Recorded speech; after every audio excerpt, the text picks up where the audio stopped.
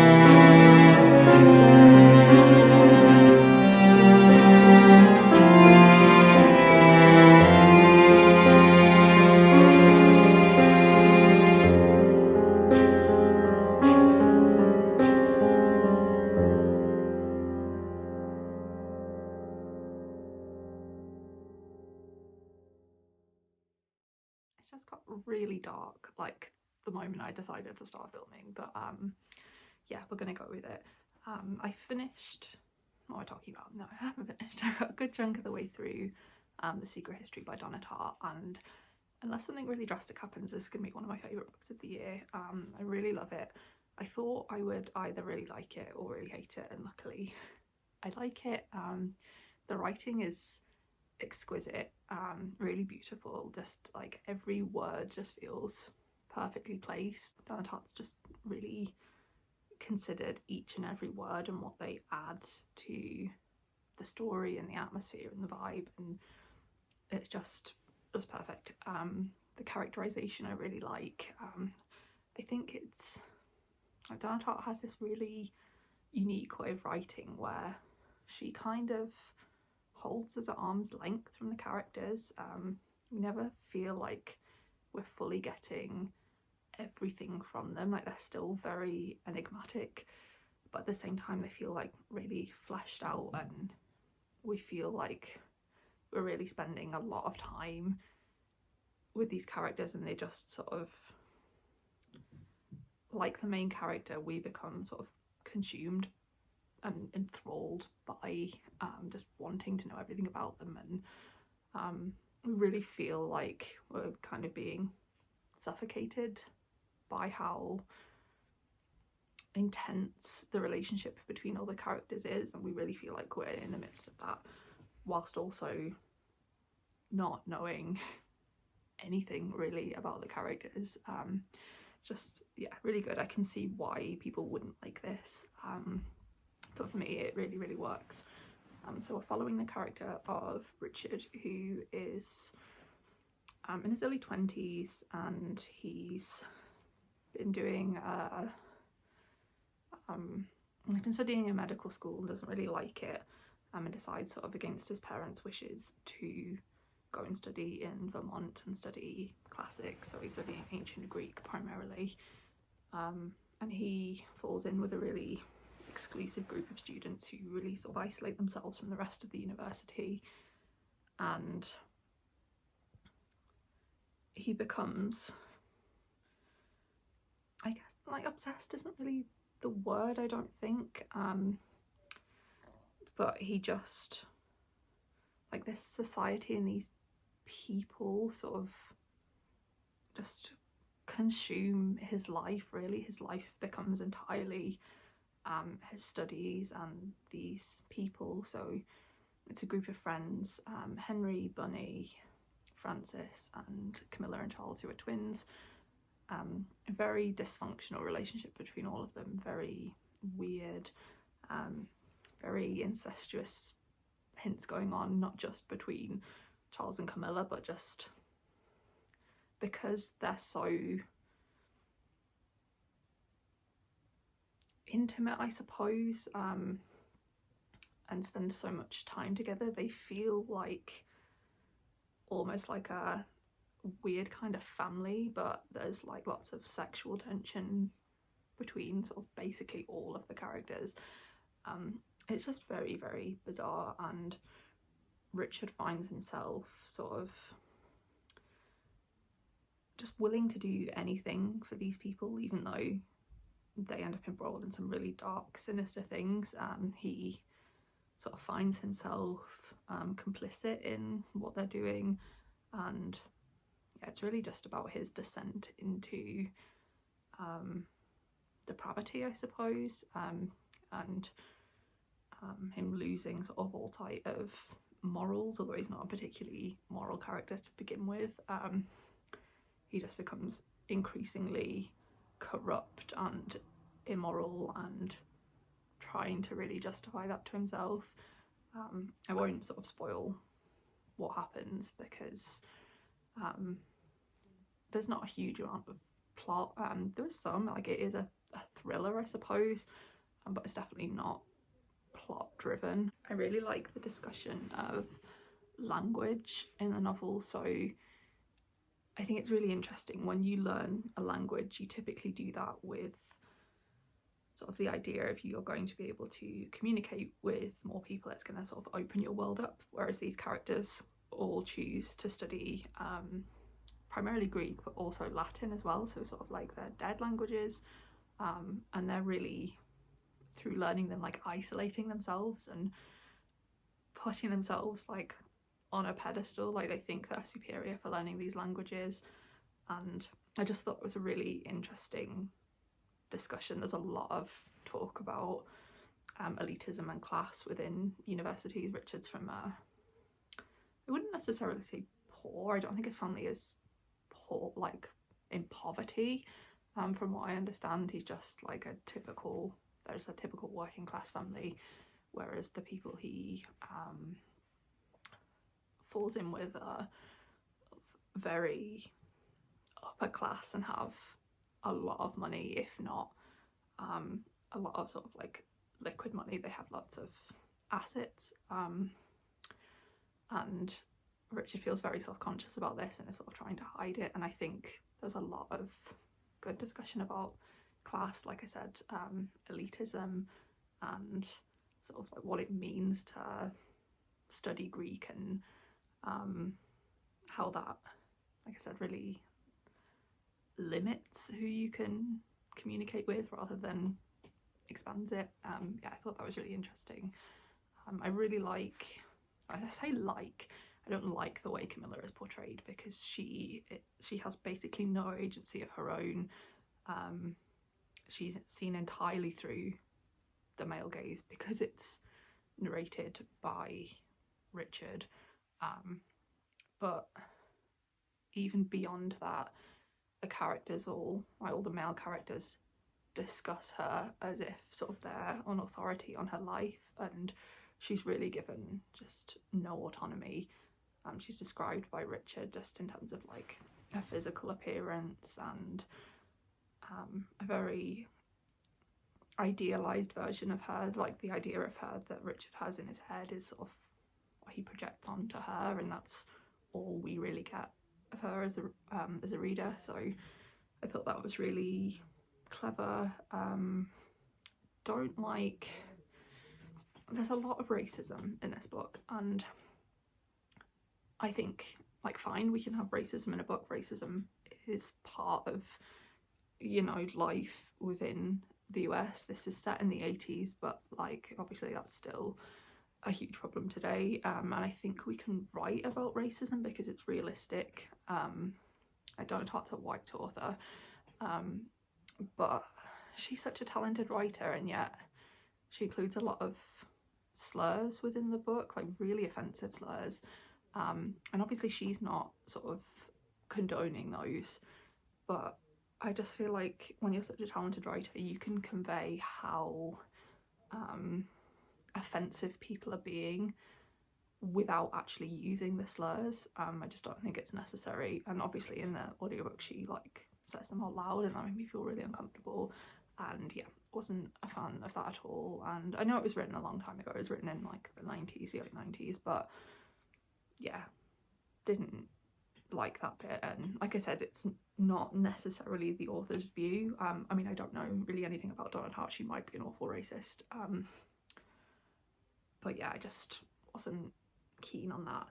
But yeah, otherwise really enjoying it and looking forward to finishing the last 2 hours of it. I've had less luck with Peter Fleming's Dark Academia.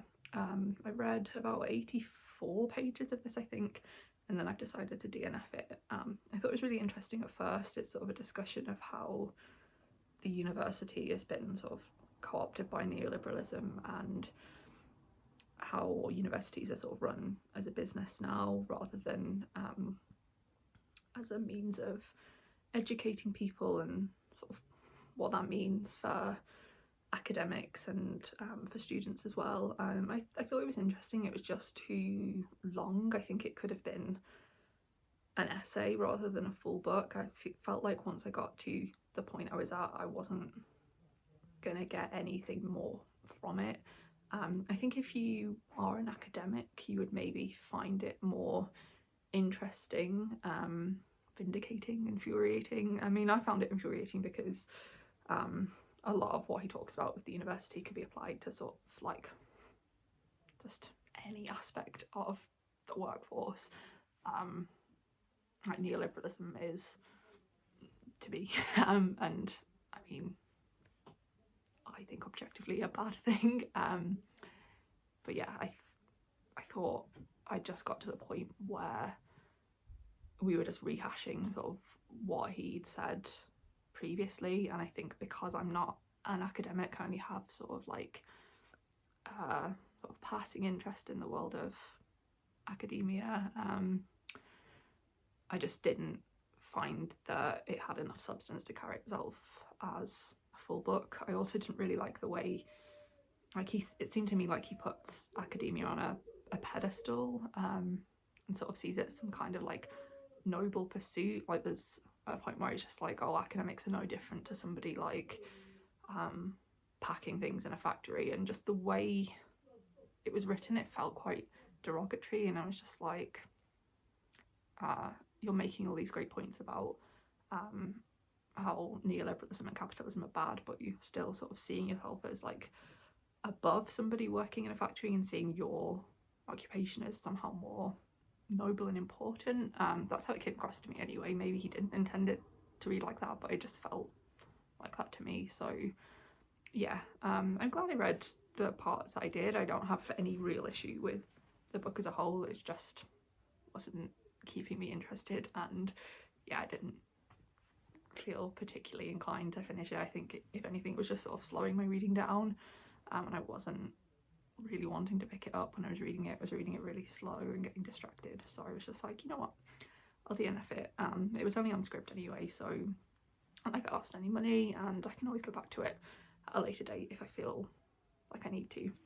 So yeah, that's all the updates I have for now. I say all I've just rambled on for like 15 minutes, but yeah, I will catch up with you when I finish The Secret History, which will hopefully be this weekend.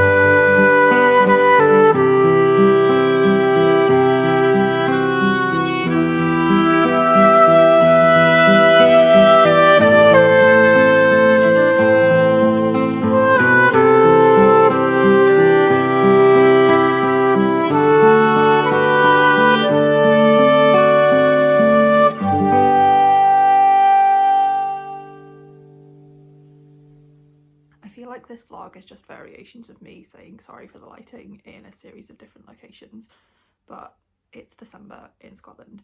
It's currently 2 p.m. And it looks like the middle of the night outside.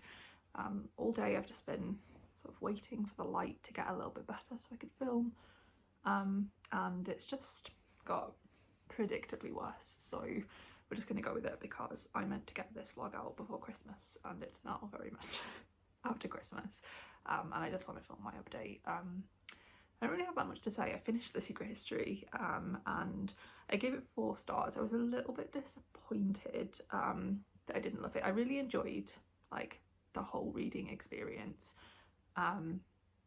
It was, yeah, just a fantastic read. I mentioned earlier that I had my issues with it, with some of the like more dubious racism elements that I don't think were necessarily well-rounded enough to be a critique, and just read kind of more like racism on the author's part, although I don't know anything about her. That's like just the interpretation that I got, because I don't think it did a good enough job of discussing racism. It just felt quite racist for the sake of it, but overall I enjoyed it. I think it got to a point where I was just ready for it to end. I think sort of the final maybe third or quarter, it just started to drag a little bit for me, and that's why I ended up giving it 4 stars. I thought the ending was satisfactory. It wrapped everything up nicely, have absolutely no complaints about that. Like I said, the themes are discussed are really good, the writing was exquisite, and yeah, overall I'm really glad I read it. I don't think it's a new favourite just because it was just too long. I think that was my only issue with it. I don't want to say a lot of it could have been cut out, because I feel like there was nothing really there that didn't have to be there. It's just, I just got bored. Yeah, maybe it's just because I left it a few days by not reading it, because I wasn't in work. I was working from home, and I didn't listen to any of it in that time, and then I sort of like tried to get back into it when I went back into the office, and I just felt from there I just wasn't enjoying it as much. So it might have been on me, but yeah, that was unfortunate, but a really good read nonetheless. I'm glad I read it. Do I think I would read another Donna Tartt? Probably not. I have no interest in the Goldfinch. It just doesn't appeal to me at all. The Little Friend, I think, is her other one that, again, just doesn't really interest me. So I don't know, maybe if she writes something again in the future, I would pick it up depending on the synopsis. I was saying to my husband, like, I really wish that The Secret History had been turned into a film, and I was saying I think it'd make a really good film, so I ended up sort of looking into that and seeing that a few people had like secured the rights for it and nothing had come of it, and then just seeing that she was so angry at the portrayal of the Goldfinch on screen that it seems unlikely that we'll get an adaptation of any of her other works. It's just a shame because I think it'd be such a good film. But yeah, that's The Secret History, and that's my update. Thank you very much for watching, and I will see you in another vlog again soon. I hope you had a really peaceful, restful Christmas, and equally for New Year, or just a very peaceful and rested festive period if you don't celebrate Christmas. Yeah, thank you very much for watching, and I will see you again soon. Bye.